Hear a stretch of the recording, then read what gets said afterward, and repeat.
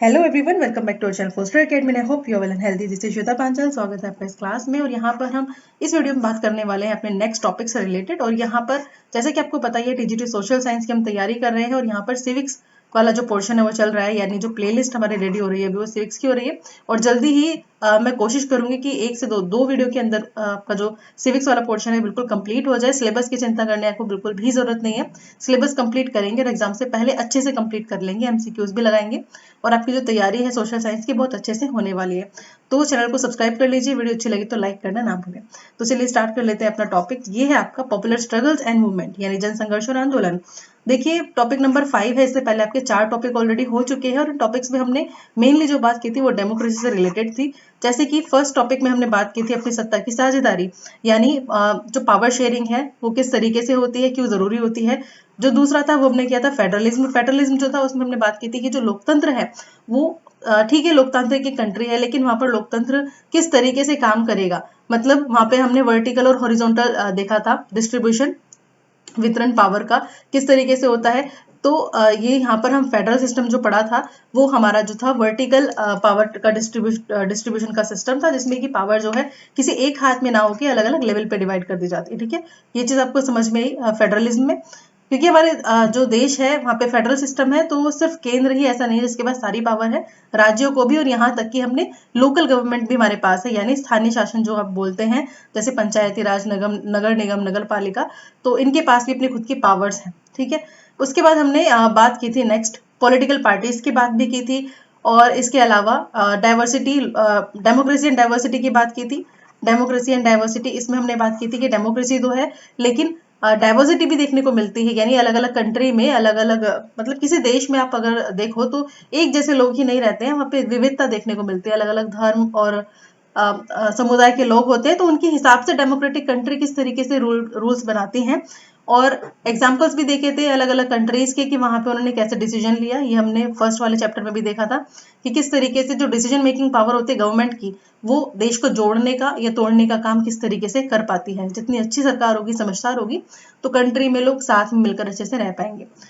फिर हमने बात की थी पॉलिटिकल पार्टीज की, जो प्रीवियस हमारा टॉपिक था। पॉलिटिकल पार्टीज में हमने भारत के कंटेक्स्ट में देखा था कि कितनी पॉलिटिकल पार्टीज हैं, क्या क्या उनकी मान्यताएं हैं, क्या क्या पॉलिसीज। इसके अलावा निर्वाचन आयोग क्या है, क्या काम करता है, तो ये सब हम ऑलरेडी देख चुके हैं। तो सबसे पहले इंट्रोडक्शन देख लेते हैं। इंट्रोडक्शन में हम बात करेंगे इस टॉपिक में, जैसे कि आपने देखा ही है कि पहले जो टॉपिक हुए हैं उनमें कहीं ना कहीं डेमोक्रेसी के बारे में आपको पता चला है कि डेमोक्रेसी किस तरीके से काम करती है, एक डेमोक्रेटिक कंट्री में क्या क्या चीजें होनी चाहिए। और इस चैप्टर में, इस टॉपिक में हम देखने की कोशिश करेंगे जो पावर है उसके साथ क्या चीजें देखने को मिलती है। कुछ डिमांड देखने को मिलती है और प्रेशर भी देखने को मिलता है, यानी कुछ मांगे देखने को मिलती है गवर्नमेंट में और कुछ प्रेशर यानी दबाव देखने को मिलता है। इनका जो बैलेंस करने की जो सिचुएशन है, यही डिसाइड करती है कि एक कंट्री जो है वो किस तरीके से सिचुएशन को मैनेज करती है।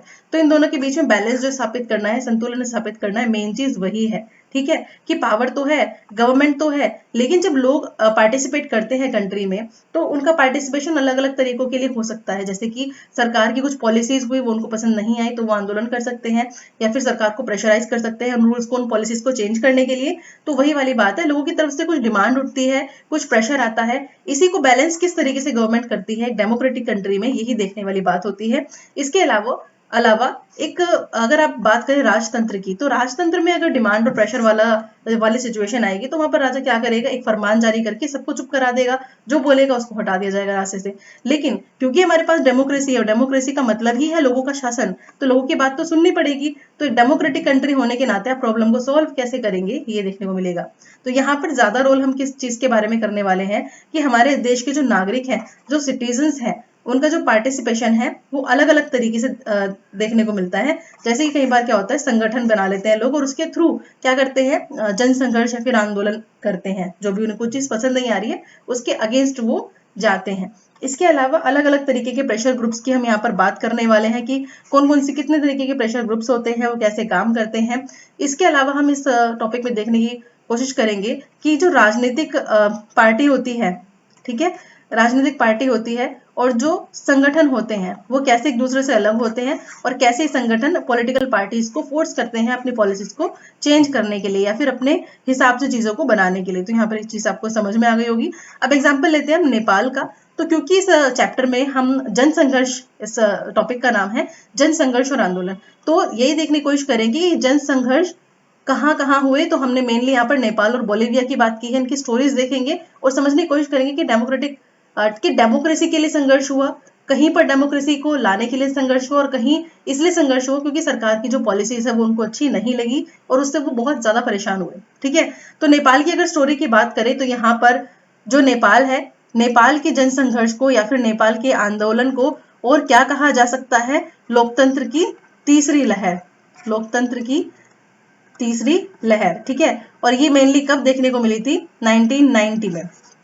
ठीक है, यहाँ पर क्या आया, डेमोक्रेसी आया, यानी लोकतांत्रिक सरकार आई। आपको पता है राजा रानी रूल को उखाड़ना इतना आसान नहीं होता, और जहां पे राजा रानी रूल चल रहा होता है वहां पर एकदम से डेमोक्रेसी लाई अगर जाए तो वहां पर क्या होगा, किसी को भी बात पच नहीं पाएगी, और मेनली उस डायनेस्टी को तो पच ही नहीं पाएगी। सेम सिचुएशन नेपाल में यहाँ पर देखने को मिली। ठीक है, 1990 के दशक में यहाँ पर लोकतंत्र की स्थापना देखने को मिली, यानी डेमोक्रेसी की स्थापना हुई। लेकिन क्या ये स्थापना प्रॉपर तरीके से हो पाई, या फिर इसको स्थापित करने के लिए किन किन लोगों ने इंपॉर्टेंट रोल निभाया, यही देखते हैं।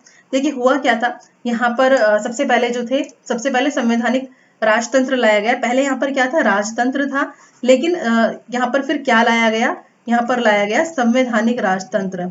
क्या, संवैधानिक राजतंत्र। इसका मतलब आप समझते हैं, इसका मतलब ये है कि सरकार के राजा के पास थोड़ी बहुत पावर तो रहेगी, लेकिन उसको संविधान के अंतर्गत रह के काम करना पड़ेगा। उसको संविधान जो एक हमारी एक रूल बुक होती है किसी भी देश की, जिसके अंदर लिखा होता है कि किस तरीके से देश को चलाना है। इसमें क्या होता है मेनली कि जो सरकार है वो अपना दायरा क्रॉस नहीं कर सकती, उसको जो चीजें जैसे बताई गई है उसको उसके अनुसार ही चलना पड़ेगा। तो एक तरीके से कह सकते हैं कि निरंकुश शासन से बचने के लिए एक बहुत ही एक अच्छा एक विधान है जिसको संविधान कहा गया है। ठीक है, तो संविधान के अंतर्गत राजा को रूल करना होगा। इसके अलावा और जो पोस्ट्स दी गई है कंट्री में, जैसे प्राइम मिनिस्टर वगैरह है, वो उनके साथ मिलकर काम करना पड़ेगा। तो राजा को जब दायरे में लाया गया तो राजा को चीज पसंद कहाँ आने वाली थी। ठीक है, तो राजतंत्र जो है वो संवैधानिक राजतंत्र में बदला। सबसे पहले राजा यहाँ पर मतलब कि संवैधानिक राजतंत्र के रूप में राजा किसको बनाया गया, वीरेंद्र को, राजा वीरेंद्र को लाया गया।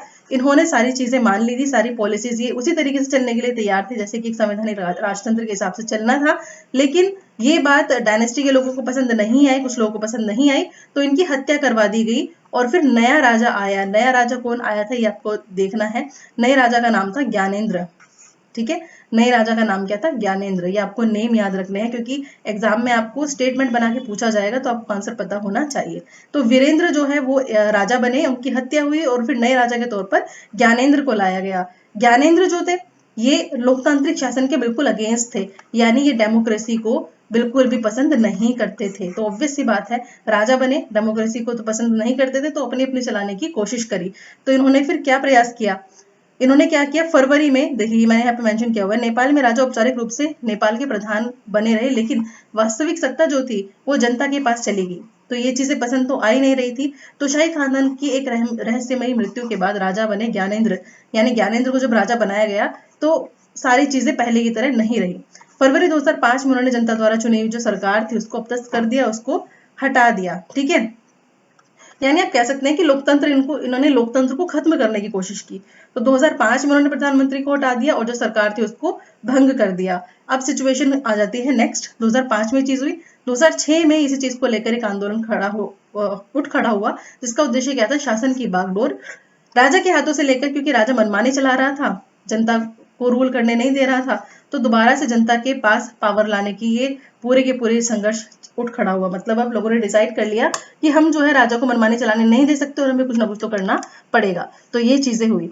तो इसको लाने के लिए क्या हुआ, संसद के 7 बड़े दलों ने मिलकर 7 पार्टी अलायंस बनाया। क्या, 7 पार्टी अलायंस, यानी 7 संगठन मिले, 7 पार्टीज मिली उन्होंने, और इनको क्या कहा जाता है, क्या नाम दिया गया, एसपीए। तो उन्होंने 7 पार्टियों को एक ग्रुप बनाया, 7 पार्टी अलायंस बनाई, जिसका काम था कि इस आंदोलन को आगे बढ़ाना। ठीक है, और उन्होंने क्या किया, नेपाल की राजधानी काठमांडू में 4 दिन के लिए बंद का ऐलान किया, यानी बंद कर दिया। पूरी कंट्री क्या हो गई, बंद हो गई। कंट्री नहीं, यहाँ पर मेनली हम राजधानी की बात कर रहे हैं। और इस तरीके से ये आगे बढ़ता चला गया।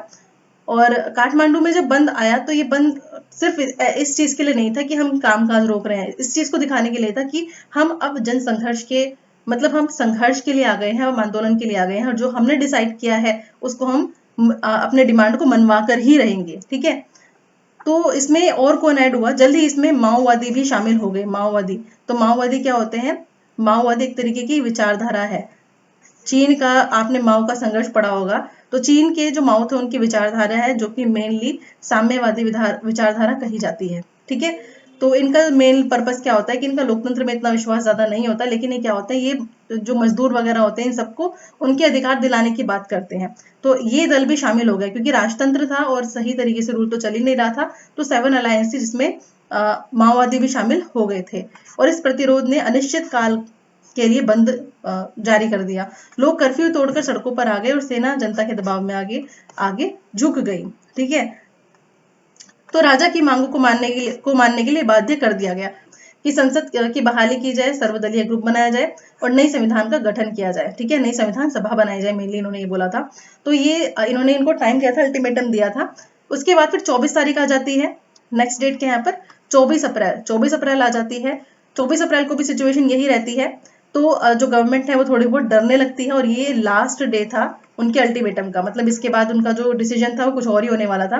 तो फिर क्या था कि उनकी डिमांड जो है वो मान ली गई। सरकार जो है थोड़ी बहुत डिमांड मानने को तैयार थी, लेकिन उन्होंने कहा कि मैं थोड़ी बहुत डिमांड नहीं मनवानी, मैं तो जो हमारी सारी डिमांड है वो ही मनवानी है। तो फिर इसके बाद क्या किया गया, इनकी डिमांड जो है वो माननी पड़ी राजा को, और गिरिजा प्रसाद कोइराला को अंतरिम सरकार, यानी उस वक्त सरकार जो बनानी थी उस सरकार का प्रधानमंत्री नियुक्त किया गया। यानी आपको ये नाम ध्यान रखना है, गिरिजा प्रसाद कोइराला। सबसे पहला नाम वीरेंद्र याद रखना है, दूसरा ज्ञानेंद्र ध्यान रखना है, और उसके बाद फिर गिरिजा प्रसाद कोइराला आपको नाम ध्यान रखना है। इन तीनों के बारे में आपको पता होना चाहिए कौन किस चीज के लिए था। ठीक है, संसद फिर बहाल हुई और इसने अपनी बैठकों में फिर से कानून पास किया गया, जिसके तहत राजा की अधिकांश शक्तियां वापस ले ली गई। ठीक है, तो जहां पे लोकतंत्र होगा तो वहां पर लोकतंत्र ही है, मतलब लोगों का शासन है, राजा वहां पर अपनी मनमानी नहीं चला सकता है। नई संविधान सभा के तौर तरीकों पर एसपी और माओवादियों के मध्य सहमति बनी कि जो नई संविधान जो बनाया जाएगा उसमें किस तरीके की चीजें ऐड होंगी। इसमें एसपी और माओवादियों ने कोई भी संघर्ष इनमें आपस में क्लैशेस नहीं हुए, और दोनों के बीच में इस चीज को लेकर एग्रीमेंट हो गया, सहमति बन गई। इस संघर्ष को नेपाल का लोकतंत्र के लिए दूसरा संघर्ष कहा जाता है। कौन सा संघर्ष? ये जो लोकतंत्र की बहाली का। तो नेक्स्ट हम बात करेंगे बोलीविया के जन संघर्ष की। नेपाल हम देख चुके हैं, हम देखते हैं यहाँ पर बोलीविया जो कि एक साउथ अमेरिकन कंट्री है, वहां पर जन संघर्ष देखने को मिला। यहाँ पे जन संघर्ष लोकतंत्र लाने के लिए नहीं था, यहाँ पे जो संघर्ष हुआ वो अलोकतांत्रिक तरीके से जो सरकार पॉलिसी बना रही थी उसको लेकर था। अब चीज क्या हुई, देखिए सभी को पता है कि बेसिक नीड होती है हमारी, ये है हमारी पानी पीना, खाना खाना। ठीक है, तो अगर हमें पानी तक की प्रॉब्लम को झेलना पड़ जाए, मतलब कि पानी पर इतना ज्यादा टैक्स लगा दिया जाए या पानी का बिल इतना ज्यादा बढ़ा दिया जाए, इतनी हमारी इनकम भी नहीं है शायद किसी किसी की, तो फिर क्या होगा, लोग सड़कों पर ही उतर कर आएंगे, है ना।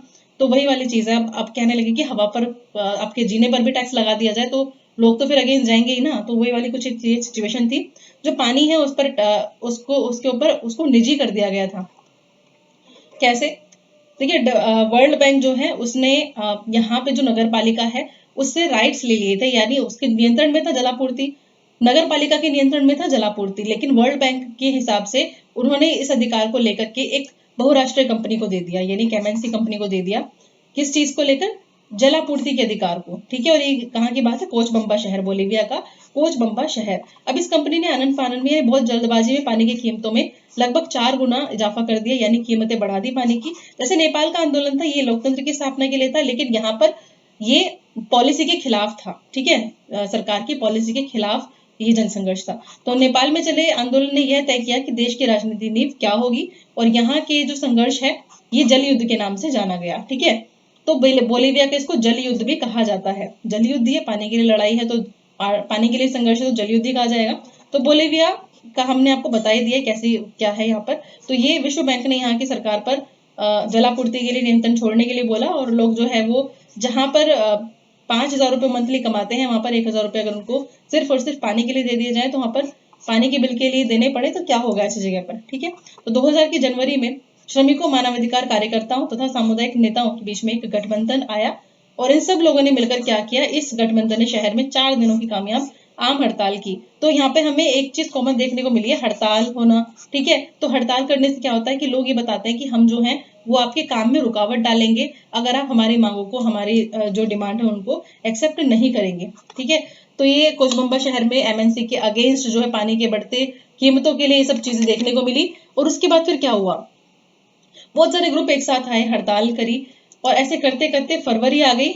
ठीक है, फरवरी में क्या हुई, पुलिस ने क्या किया, बहुत ज्यादा इनका दमन करना शुरू कर दिया, इन आंदोलनकारियों को हटाना शुरू कर दिया और गवर्नमेंट ने मार्शल लॉ लागू कर दिया। ठीक है, मार्शल लॉ एक खतरनाक लॉ है जिसके अंदर बहुत सारी चीजें होती हैं, जैसे कि अलग अलग हिसाब से लोग एक साथ इकट्ठे कहीं भी नहीं जा सकते हैं, या फिर अगर भीड़ भाड़ वाला एरिया होता है तो वहां पर लोगों को हटाया जा सकता है। लेकिन एमएनसी ये सब सिचुएशन आई लेकिन लोग नहीं माने, और इसका जो परिणाम है वो क्या निकला, जनता की ताकत के आगे बहुराष्ट्रीय कंपनी जो है एमएनसी जो है उनको वहां पर शहर छोड़कर जाना पड़ा और सरकार को आंदोलनकारियों जो है उनकी मांगे माननी पड़ी। जलापूर्ति दोबारा नागरिकों को सौंपकर पुरानी दरों पर बहाल कर दिया गया, यानी जो पुरानी कीमतें थी अब 1,000 रुपए नहीं देने पड़ेंगे उनको जैसे अभी देने पड़ रहे थे।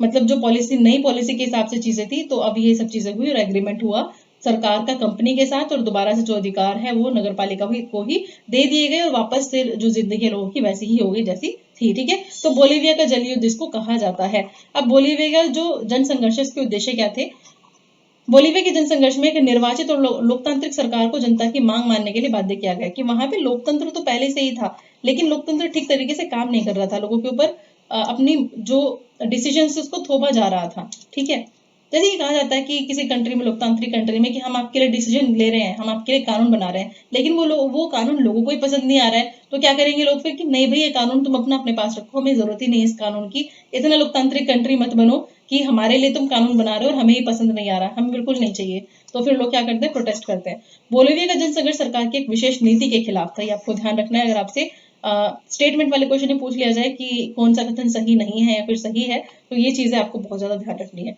लोकतंत्र की बहाली के लिए तो वहां पर था। अब देखिए समानता क्या क्या देखने को मिलते, दोनों ही कंट्रीज में दोनों ही लोकतांत्रिक आंदोलन थे। ठीक है, लोगों ने ही संघर्ष किया, संघर्ष में सफल रहे, ये दोनों का ही संघर्ष सफल रहा। दोनों ने पूरे विश्व के लिए लोकतंत्रवादियों के लिए प्रेरणा स्रोत दिया, यानी जब जन संघर्ष देखने को मिलेगा और वो सक्सेसफुल हो जाएगा तो बाकी जो कंट्रीज हैं वो भी अपनी प्रॉब्लम को सॉल्व करने के लिए ये रास्ता अपना सकती है। ये दोनों राजनीतिक संघर्ष के उदाहरण है। कि कैसे संघर्ष के उदाहरण है, राजनीतिक संघर्ष के उदाहरण है। असमानता क्या क्या देखने को मिली यहाँ पर, नेपाल जो है उसमें संघर्ष देश की राजनीति के आधार को संबंधित था, यानी लोकतंत्र की बहाली के लिए था, सिस्टम को चेंज करने के लिए था। लेकिन बोलीविया का जो संघर्ष था विशेष नीति से संबंधित था, जिसको उनको चेंज कराना था। अब ये सारी सिचुएशन हुई। अच्छा एक बात बताइए कि राइट टू एजुकेशन कब आया, राइट टू इंफॉर्मेशन कब आया, और ये सब चीजें आपको थोड़ी पता होनी चाहिए। तो आरटीआई जो है आपका, यानी सूचना का जो अधिकार है 2005 में आया था, और आरटीई जो है 2009 में आया था, जिसमें कि आप देखेंगे कि 2 दिसंबर 2002 को क्या है, संविधान संशोधन किया गया, 86वां 86 अमेंडमेंट किया गया, जिसमें जो एजुकेशन है, जो शिक्षा है, उसको मौलिक अधिकार के अंदर ऐड कर दिया गया और आर्टिकल 21A लाया गया। ठीक है, तो ये छोटी छोटी चीजें आपको याद रखनी है। ठीक है, चलिए आगे बढ़ते हैं और देखते हैं आगे क्या हुआ। लोकतंत्र का जनसंघर्ष के जरिए विकास होता है। सबसे पहले आपको बताया गया कि लोकतंत्र जो है वो किस तरीके से काम करता है।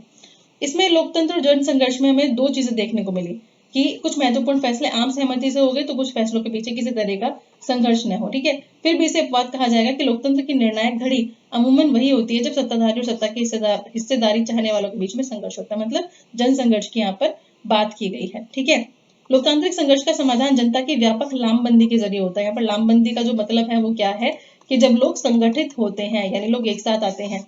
अकेला इंसान अगर आंदोलन करने जाएगा तो उसको तो मार पीट के बैठा दिया जाएगा, ना उसकी आवाज को सुनी जाएगी, ना ही वो इतना तेज चिल्ला पाएगा कि उसकी आवाज सरकार तक पहुंच भी पाए।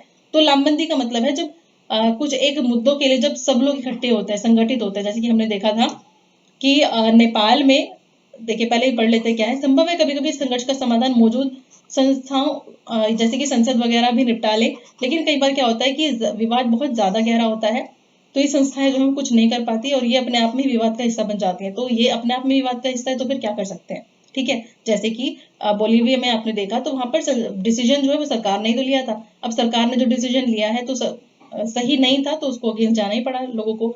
ऐसे में समाधान इन संस्थाओं के जरिए नहीं बल्कि बाहर यानी जनता के माध्यम से होगा।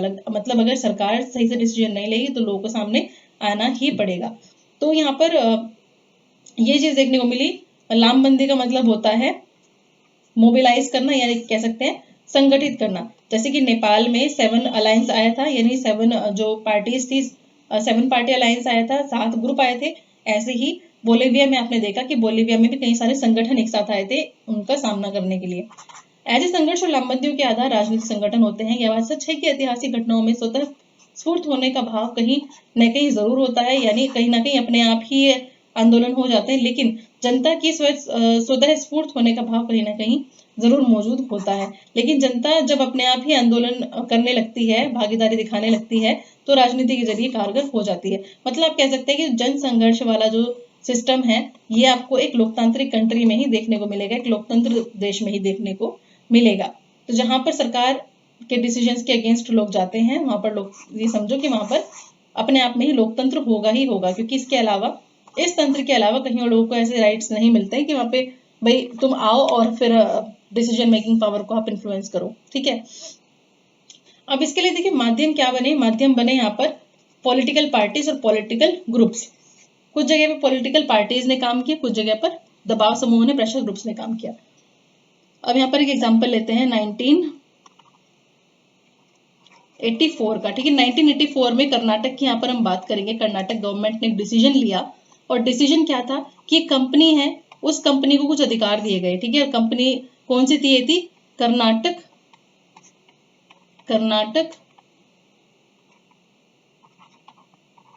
Pulpwood limited. देख नहीं रहा होगा, सुन लो बस। ठीक है, तो कर्नाटक गवर्नमेंट ने एक डिसीजन लिया था, और एक कंपनी थी जिसका नाम था कर्नाटक पल्पवुड लिमिटेड। अब ये जो कंपनी थी, इसको लगभग 30,000 हेक्टेयर जमीन दे दी गई। कितने सालों के लिए? 40 सालों के लिए। ठीक है, यानी 40 इयर्स के लिए इनको जमीन दे दी गई, और बोला गया कि ठीक है, इसका तुम यूज कर सकते हो। और इसके ऊपर इनको क्या करना था? इनको पेड़ लगाने थे। किस चीज के लिए? कागज बनाने के लिए। ठीक है, तो कागज बनाने के लिए इनको पेड़ लगाने थे यूकेलिप्टस के। तो ये पेड़ लगाना लोगों के लिए बिल्कुल भी सही चीज नहीं थी। तो लोगों ने क्या किया? इसके अगेंस्ट फिर आंदोलन किया। 1984 में ये डिसीजन लिया गया था। 1987 में एक आंदोलन चला जिसका नाम क्या था? कित्तिको हिक्चिको। ठीक है, ये आंदोलन चला था, जिसको कि अगर हम हिंदी में बोले तो ये था तोड़ो और रोपो आंदोलन। ठीक है, तोड़ो और रोपो आंदोलन। तो इस आंदोलन में आपको मेनली अगर पूछा जाए डायरेक्ट कि तोड़ो और रोपो आंदोलन कब चला था? 1987 में, और कौन सी जगह पर था? कर्नाटक में। रीजन क्या था? कर्नाटक जो गवर्नमेंट है, उसने एक कंपनी जिसका नाम था कर्नाटक पल्पवुड लिमिटेड, इसको अधिकार दे दिया था कि 40 साल के लिए ये जमीन जो है आपके पास है, और आप इसके ऊपर अपना काम कर सकते हो। तो लोगों ने पेड़ काटने शुरू करे, यहाँ पर ये वाले यूकेलिप्टस के जो पेड़ है उनको तोड़ना शुरू करा, और अपने जो उनको अपने पौधे लगाने थे वो लगाने शुरू करे। ठीक है, एक लोकतांत्रिक व्यवस्था में किसी संघर्ष के पीछे कुछ संगठन होते हैं, और ये संगठन दो तरीके से अपनी भूमिका निभाते हैं: राजनीतिक दलों का निर्माण और दबाव समूह। तो दोनों तरीके की आपको चीजें देखने को मिलेंगी यहाँ पर, राजनीतिक समूह भी और दबाव समूह भी। ठीक है, चलिए आगे बढ़ते हैं।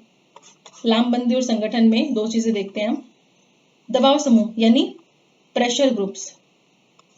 ठीक है, प्रेशर ग्रुप्स का मतलब होता है लोगों का एक ऐसा समूह जो सरकार की नीतियों को प्रभावित करके उद्देश्यों को प्रभावित करते हैं।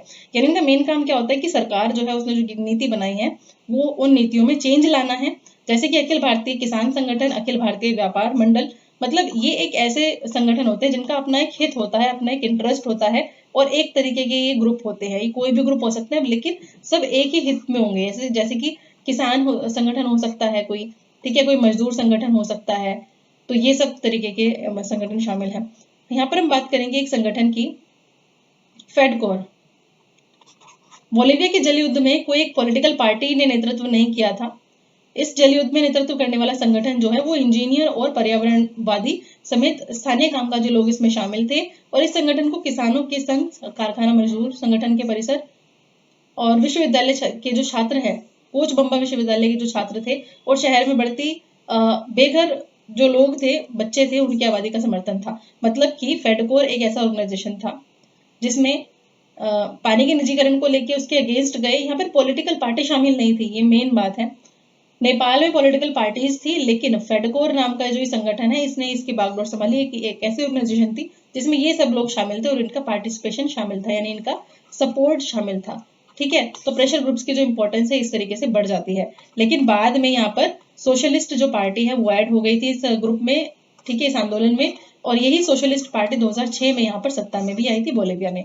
ये बात आपको ध्यान रखनी है। ठीक है, तो देखते हैं आगे कि हुआ क्या था। देखिए, बोलिविया और नेपाल की सिचुएशन बिल्कुल ही अलग है, और आपको बिल्कुल भी इन दोनों सिचुएशन से कंफ्यूज नहीं होना है। अगर हम संघर्ष के पीछे के संगठन की बात करें, ठीक है, पहले देख लेते हैं, यहाँ पर मैं अलग से समझा देता हूँ। संघर्ष जो होता है या फिर ये जो स्ट्रगल्स हुए थे, इनके पीछे कुछ संगठन थे। ये क्या करते हैं, ये प्रत्यक्ष तरीके से भागीदारी निभाने का काम करते हैं। ठीक है, और हमारा प्रत्यक्ष भागीदारी का मतलब क्या होता है, मतदान करना। क्योंकि ऐसा नहीं कि हम तो डायरेक्ट जाके पॉलिटिकल पार्टी बना लेंगे, प्रत्यक्ष रूप से भागीदारी करनी है तो क्या करना पड़ेगा कि पॉलिटिकल पार्टी बना लो, लेकिन ऐसा नहीं कर सकता हर इंसान। इसलिए हम क्या करते हैं, जो पार्टीज हैं उन्हीं को अपना सपोर्ट दे देते हैं कि हाँ भाई जो पॉलिसी तुम्हारी है वही पॉलिसी हम भी सोच रहे हैं और एकदम सही सोच रहे हैं। तो पार्टी का चुनाव जो होता है उसमें हम अपना हमारे पास एक ही ऑप्शन बचता है, अपना ओपिनियन उसको दे मतदान के थ्रू। यही तरीका होता है हमारे तरफ से प्रत्यक्ष राजनीति में अपनी हिस्सेदारी दिखाने का। ठीक है, यानी राजनीति में अपनी भागीदारी दिखाने का। और अप्रत्यक्ष तरीके की अगर बात करें, अप्रत्यक्ष तरीके से भागीदारी आप कैसे दिखा सकते हो, ये दिखा सकते हो आप प्रेशर ग्रुप्स के माध्यम से। ठीक है, प्रेशर ग्रुप्स के माध्यम से, यानी जो दबाव समूह होता है उनके माध्यम से। आपने अलग अलग जगहों पर देखा होगा, जन आंदोलन में कुछ उदाहरण अगर देखें, जैसे कि नर्मदा बचाओ आंदोलन हो गया, या सूचना का अधिकार हो गया। ठीक है, शराबबंदी के लिए आंदोलन हो गया, नारी आंदोलन हो गया, पर्यावरण आंदोलन हो गया। तो ये सब कुछ जन आंदोलन कुछ एग्जाम्पल्स है। 1989 में आया था ये नर्मदा बचाओ आंदोलन। सूचना के अधिकार के बारे में मैंने आपको बात कर ही ली है। तो ये सब कुछ सारे ही जो आंदोलन है काफी ज्यादा इंपॉर्टेंट है।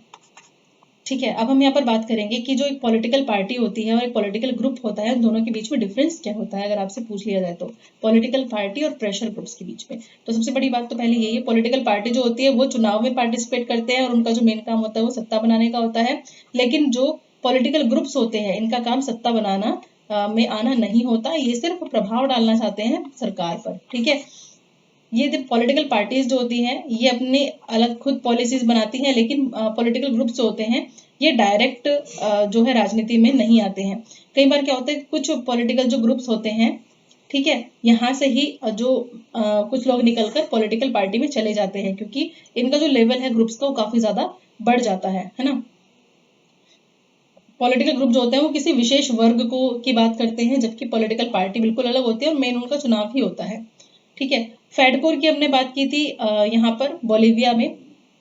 ठीक है, ये एक जन कल्याणकारी ग्रुप था जिसमें कि बहुत सारे लोग शामिल थे। तो ये चीज आपको ध्यान रखनी है। फेडकोर भी क्या था, एक इसी तरीके का एक ग्रुप का एग्जाम्पल है। इसके अलावा मैं एक और यहाँ पर नेम मेंशन करूंगी, बामसेफ। ठीक है, बामसेफ ये क्या है, background and minority community employ federation. ये एक तरीके की कैसा ऑर्गेनाइजेशन है, सरकारी कर्मचारियों का संगठन। सरकारी कर्मचारियों का एक संगठन है जो किस चीज के खिलाफ बात करते हैं, जातिगत भेदभाव के खिलाफ। ठीक है, जातिगत भेदभाव के खिलाफ बात करते हैं। अगर आपसे एग्जाम पूछ लिया जाए बामसेफ जो है ये क्या है, ये एक सरकारी कर्मचारी संगठन है।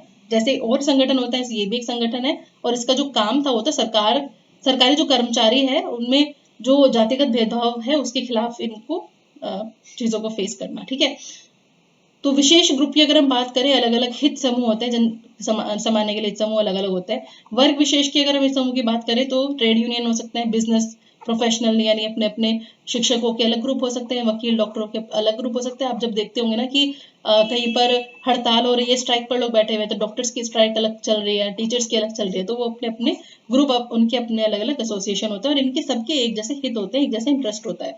जो डॉक्टर का इंटरेस्ट होता है वो शिक्षक का नहीं हो सकता, और जो शिक्षक का हित है वो वकील का नहीं हो सकता। तो अलग अलग ग्रुप इनके होते हैं।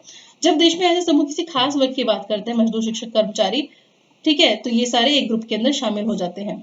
किसी धर्म के अनुयायी भी हो सकते हैं।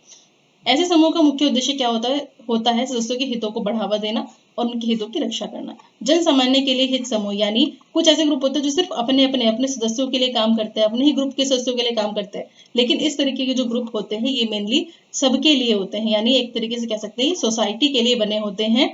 ये दबाव समूह सर्व सामान्य जनता के हितों की रक्षा करते हैं और उन्हें जन सामान्य हित समूह कहते हैं। ऐसे दबाव समूह का उद्देश्य क्या होता है, पूरे समाज के हितों की रक्षा करना।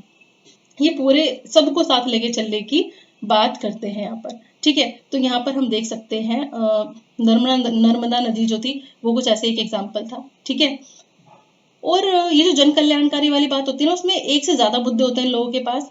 ठीक है, और ये जो शिक्षक और वकील वाले होते हैं इनके अपने खुद के सिर्फ मुद्दे होते हैं, इनके खुद के सिर्फ इश्यूज होते हैं। लेकिन जन कल्याण वालों में जो इश्यूज है वो ज्यादा देखने को मिलते हैं। तो यहाँ पे हम एक नेम देखते हैं, NAPM। ठीक है, ये एक ऐसा ही संगठन है, मेनली ये पर्यावरण के लिए कहा जा सकता है कि पर्यावरण के लिए संगठन है। और मेनली इसने बात की है, इसकी अगर हम फुल फॉर्म देखें तो ये है आपका national alliance for people's movement. ठीक है, ऐसा ग्रुप था जो पर्यावरण के को लेकर और अलग अलग मुद्दों को लेकर इसने बात की। अच्छा, ये जो प्रेशर ग्रुप्स होते हैं ये मीडिया को प्रभावित भी करते हैं। ठीक है, ऐसे ऐसी चीजें करते हैं जिससे कि मीडिया का ध्यान जो इनके ऊपर जाए, ताकि जैसे कि हड़ताल वगैरह हो रही है तो मीडिया जो है कवर करने के लिए आती है क्या चल रहा है, कैसी हड़ताल है, तो ये इसलिए करते ताकि जो हड़ताल है या फिर जो चीजें हैं वो मीडिया तक जाए और फिर मीडिया सरकार को हमारी बात बता सके। ठीक है, अलग अलग पेशेवर ग्रुप्स भी हो सकते हैं, व्यवसायिक ग्रुप भी हो सकते हैं जो अलग अलग तरीके से महंगे विज्ञापन भी करते हैं, यानी पेशेवर लॉबिस्ट भी नियुक्त करते हैं, यानी महंगे विज्ञापनों के माध्यम से भी अपने जो संघर्ष है, अपने जो आंदोलन है उनको आगे पहुंचाने का काम करते हैं। तो जैसे कि मैंने आपको बता दिया है, एक प्रेशर ग्रुप में और एक पॉलिटिकल पार्टी में डिफरेंसेस काफी देखने को मिलते हैं। कुछ जो होते हैं ना, आपने देखा होगा छात्र संगठन भी होते हैं। ठीक है, तो कुछ छात्र संगठन यूनिवर्सिटीज वगैरह में आपने देखे होंगे जो कि किसी खास पॉलिटिकल पार्टी की विचारधारा से रिलेटेड होते हैं। तो क्या होता है, आगे जाकर इनका स्कोप यहाँ पर आने का बन जाता है। ठीक है, छात्र ग्रुप से फिर ये पॉलिटिकल पार्टी में भी शामिल हो जाते हैं क्योंकि कहीं ना कहीं उस एनवायरनमेंट में ढल चुके होते हैं। ठीक है ना, उस पर्टिकुलर पॉलिटिकल पार्टी की जो आइडियोलॉजी है, उसकी जो मान्यता है, विचार है, कहीं ना कहीं वहां उसको वो समझ चुके होते हैं। ठीक है, इस तरीके ऐसे ही पॉलिटिकल पार्टी से जुड़े हुए होते हैं कुछ मजदूर संगठन भी। ठीक है, मतलब उनकी आइडियोलॉजी जो है वो लिए हुए होते हैं वो, तो ये वाली चीज है। नेक्स्ट हम बात करेंगे यहाँ पर आंदोलन को थोड़ा सा और आगे लेके जाते हैं, तो यहाँ पर राजनीतिक आंदोलन भी देखने को मिलते हैं। कुछ आंदोलन जो हैं वो राजनीतिक दलों का भी निर्माण कर देते हैं, जैसे कि यहाँ पर पहला एग्जांपल हम लेंगे असम आंदोलन का। कौन सा है ये?